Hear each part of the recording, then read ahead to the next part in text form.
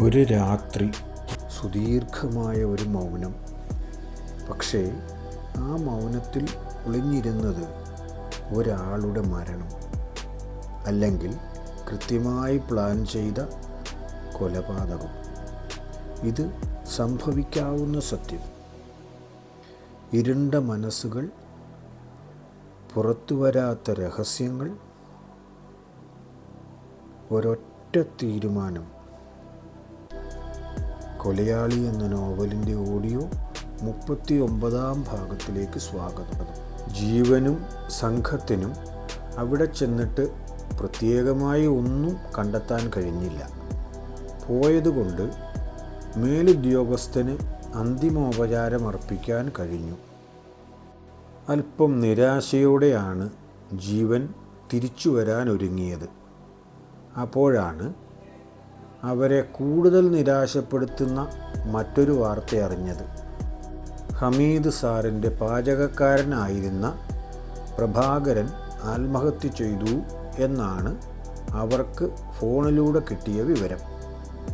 ആ പ്രഭാകരനായിരുന്നല്ലോ വരയൻ ദിനേശിന് രമേശനെ പറ്റിയുള്ള വിവരങ്ങൾ നൽകാമെന്ന് ഏറ്റത്. ഓരോ കാര്യങ്ങൾ കൃത്യമായി ചെയ്തു വരുമ്പോൾ തിരിച്ചടികളാണല്ലോ ഉണ്ടാകുന്നത്. ഇനിയിപ്പോൾ പ്രഭാകരനെ കൊണ്ട് ചെയ്യിക്കാൻ വിചാരിച്ച കാര്യങ്ങൾക്ക് വേണ്ടി പകരം ആളിനെ കണ്ടെത്തണമല്ലോ. പോലീസ് സ്റ്റേഷനിലേക്ക് വിവരം കിട്ടിയത് അല്പം മുമ്പ് മാത്രമാണ്. കിട്ടിയ വിവരം അവർ കൈമാറി എന്ന് മാത്രം.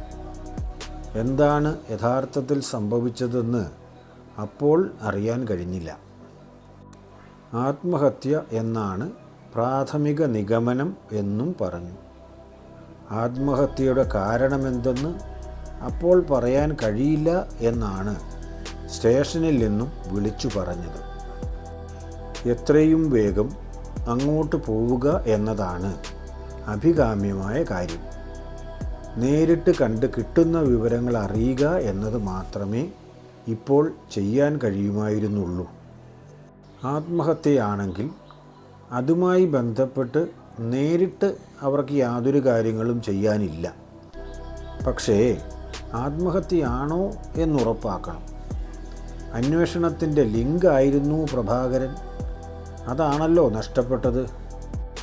അതിനി ആത്മഹത്യ അല്ലെങ്കിൽ അതിൻ്റെ പിന്നിൽ പ്രവർത്തിച്ചത് ആരായിരിക്കാം? ചിലപ്പോൾ തങ്ങൾ കൊലയാളി എന്ന് സംശയിക്കുന്നവൻ തന്നെ ആയിരിക്കാം.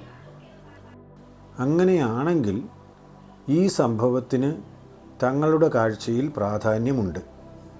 അതുകൊണ്ടുകൂടിയാണ് ജീവൻ അങ്ങോട്ട് പോകാൻ തീരുമാനിച്ചത്. വ്യക്തിവൈരാഗ്യം തീർത്തതാണെങ്കിൽ തങ്ങൾക്കതിൽ കാര്യമായി എന്തെങ്കിലും ചെയ്യാനുണ്ടാകുമോ?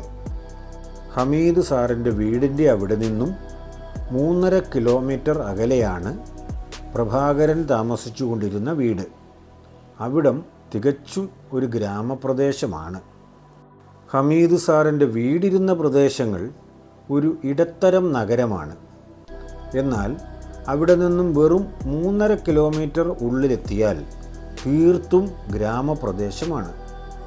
കർഷക തൊഴിലാളികളും കൂലിപ്പണിക്കാരുമാണ് അവിടുത്തെ താമസക്കാർ 3/4 ഭാഗവും. ചെറുകിട കച്ചവടക്കാരും മറ്റുമായി വളരെ കുറച്ചു പേര് കൂടിയുണ്ട്.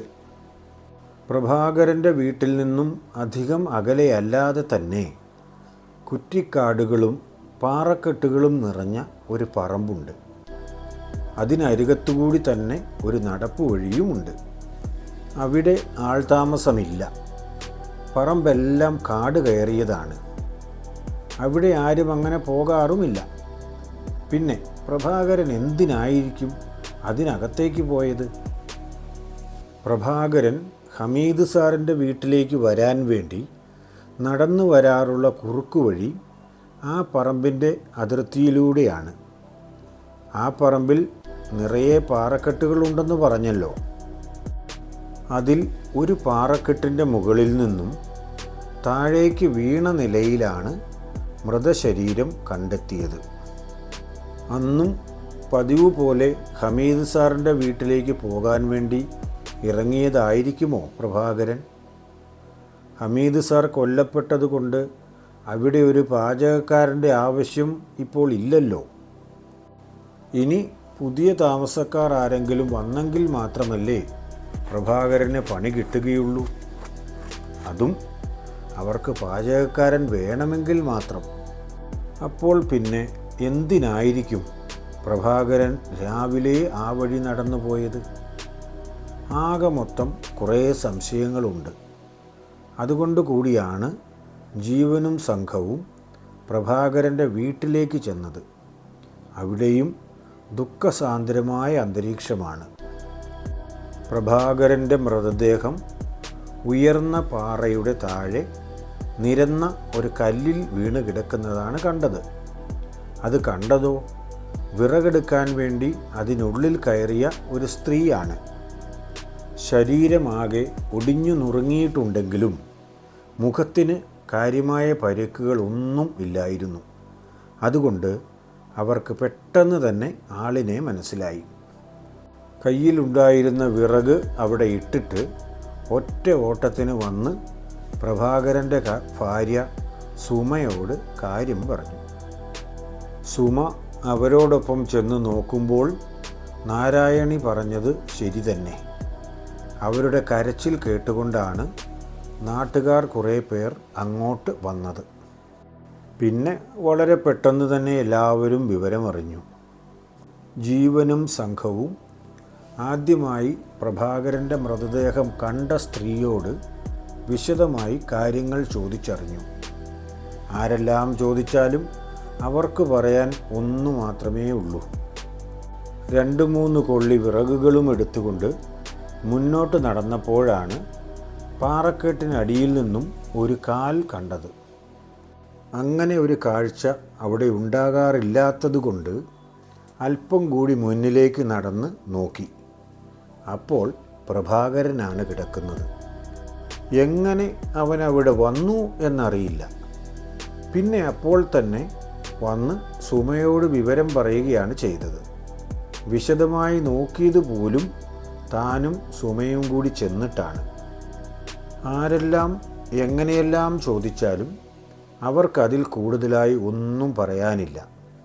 സത്യത്തിന് ഒരു വിശദീകരണം മാത്രമല്ലേ ഉണ്ടാവുകയുള്ളൂ. പോലീസുകാർ ഇൻക്വസ്റ്റ് തയ്യാറാക്കിക്കൊണ്ടിരിക്കുന്ന സമയത്ത് തന്നെ സുമയോട് സംസാരിക്കാൻ ജീവൻ ശ്രമിച്ചു. സുമ വല്ലാത്ത സങ്കടത്തോടുകൂടി ഇരിക്കുകയാണ് എങ്കിലും തങ്ങൾക്ക് ഡ്യൂട്ടി ചെയ്യാതിരിക്കാൻ കഴിയില്ലല്ലോ. ആ കാര്യം ഓർമ്മിപ്പിച്ചുകൊണ്ട് തന്നെയാണ് ജീവൻ ജോസ് അവരോട് ചോദിച്ചത്. പ്രഭാകരൻ ജോലി ചെയ്യുന്ന സ്ഥലത്തെ ആൾ ഇന്നലെ മരിച്ചു എന്ന വിവരം നിങ്ങൾക്കറിയാമോ? അത് ഇന്നലെ വന്നപ്പോൾ തന്നെ എന്നോട് പറഞ്ഞിരുന്നു. ആൾ വലിയ വിഷമത്തിലുമായിരുന്നു. അത് കാണുമല്ലോ. പിന്നെ ഇന്ന് രാവിലെ എങ്ങോട്ടാണ് പോയത്? അവിടേക്ക് പോകേണ്ട കാര്യമില്ലല്ലോ. അവിടെ ആർക്കും പാചകം ചെയ്തു കൊടുക്കാനും ഇല്ല. ഇനി കുറച്ചു നാളത്തേക്ക് ജോലി ഉണ്ടാവുകയില്ല എന്ന് എന്നോട് പറഞ്ഞതാ. കുറേ ദിവസത്തേക്കെങ്കിലും എങ്ങോട്ടും പോകേണ്ടി വരില്ല എന്നും പറഞ്ഞുകൊണ്ടാണ് ഇവിടെ ഇരുന്നത്. അപ്പോഴാണ് ആരോ ഫോൺ വിളിച്ചത്. തുടർന്ന് ബാക്കി കൂടി പറയുമെന്ന് വിചാരിച്ച് ജീവൻ കാത്തുനിന്നു. സുമ അല്പസമയം മൗനം പാലിച്ചു. പിന്നെ സംശയത്തോടെ തൻ്റെ മുഖത്തേക്ക് നോക്കുന്നത് കണ്ടപ്പോൾ എന്തോ ഒന്നുകൂടി ചോദിച്ചാൽ മാത്രമേ മറുപടി പറയൂ എന്നാണ് ജീവന് തോന്നിയത്. ബാക്കി കൂടി പറയൂ. എന്നിട്ടെന്താണ് സംഭവിച്ചത്? ഫോൺ ചെയ്തത് ആരാണെന്നോ എന്താണ് പറയുന്നതെന്നോ ഞാൻ ചോദിക്കാറില്ല. ഇങ്ങോട്ട് പറയേണ്ട കാര്യങ്ങളാണെങ്കിൽ പറയൂ. അതാണ് ഏട്ടൻ്റെ രീതി. എനിക്ക് ആ രീതി നന്നായി അറിയുകയും ചെയ്യാം. സുമ തുടർന്നു പറഞ്ഞു. ഫോൺ ചെയ്തു തീർന്നതിന് ശേഷം തിരിച്ച് വീടിനുള്ളിലേക്ക് കയറി വന്നു. അടുക്കളയിലായിരുന്ന തൻ്റെ അടുത്ത് വന്ന് പ്രഭാകരേട്ടൻ കാര്യം പറഞ്ഞു. തൻ്റെ ഒരു പരിചയക്കാരനാണ് വിളിച്ചത്. അത്യാവശ്യമായി ഹമീദ് സാറിൻ്റെ വീടിൻ്റെ അടുത്ത് വരെ ചെല്ലാൻ പറഞ്ഞു. അതുകൊണ്ട് പോകുന്നു എന്ന് മാത്രം പറഞ്ഞു. ആരാണ് വിളിച്ചതെന്ന് ചോദിച്ചില്ല, ചോദിക്കാതെ പറഞ്ഞുമില്ല. അവിടേക്ക് പോയതുകൊണ്ട് ഇനി വൈകുന്നേരമേ വരികയുള്ളല്ലോ എന്ന പ്രതീക്ഷയിലാണ് ഞാൻ വീട്ടിലെ ജോലികൾ ചെയ്തുകൊണ്ടിരുന്നത്. അതിനിടയിലാണ് നാരായണി കരഞ്ഞുകൊണ്ട് വന്ന് ഈ വിവരം പറഞ്ഞത്. അത്രയും പറഞ്ഞ് തീർന്നതേ സുമ പൊട്ടിക്കരയുകയായിരുന്നു. ആരാണ് വിളിച്ചതെന്ന് പറഞ്ഞില്ല എന്ന കാര്യം തീർച്ചയാണോ? കൃത്യമായി ഓർമ്മിക്കുന്നുണ്ടോ? പ്രഭാകരൻ്റെ ഫോൺ എവിടെയാണ്? അത് നോക്കിയാൽ അറിയാൻ കഴിയുമല്ലോ. ഏട്ടൻ പോയപ്പോൾ ഫോൺ കൊണ്ടുപോയതാണ്. അതിനുശേഷം ഫോൺ ഞാൻ കണ്ടിട്ടില്ല. ഫോൺ മിക്കവാറും ഇൻക്വസ്റ്റ് നടത്തിയ പോലീസിന് കിട്ടിയിട്ടുണ്ടാകും. ഏതെങ്കിലും കാരണവശാൽ പാറയിൽ നിന്ന് വീണപ്പോൾ ഫോൺ പൊട്ടിത്തകർന്നു പോയെങ്കിൽ പോലും കോൾ കണ്ടെത്താൻ കഴിഞ്ഞേക്കും. അങ്ങനെയാണെങ്കിൽ ആരാണ് വിളിച്ചതെന്ന് അറിയാം. മിക്കവാറും പ്രഭാകരൻ്റെ മരണത്തിന് വിളിച്ച ആളുമായി എന്തെങ്കിലും ബന്ധമുണ്ടാകും. അത് കണ്ടുപിടിക്കണം എന്ന ഉദ്ദേശത്തോടെ ലോക്കൽ പോലീസ് സംഘത്തിൻ്റെ നേർക്ക് ജീവൻ നടന്നു. ആ ഫോണിൽ നിന്നും എന്തെങ്കിലും ലഭിക്കുമോ എന്ന് ആശങ്ക അപ്പോഴും അയാളുടെ മനസ്സിനെ അലട്ടിയിരുന്നു. ആ ഫോൺ കണ്ടു കിട്ടുമോ? ഇനി കിട്ടിയാൽ തന്നെ വിളിച്ചതാരെന്ന് കണ്ടുപിടിക്കാൻ കഴിയുമോ? ജീവൻ കരുതുന്നത് പോലൊരു ബന്ധം ആ കോളും പ്രഭാകരൻ്റെ മരണവും തമ്മിൽ ഉണ്ടാകുമോ? പ്രഭാകരൻ്റേത് അപകടമരണമോ കൊലപാതകമോ? അടുത്ത ഭാഗങ്ങളിൽ അറിയാം കേട്ടോ. സത്യം അങ്ങനെ ഒളിച്ചിരിക്കില്ല. പക്ഷേ അത് പുറത്തു വരാൻ സമയമെടുക്കും.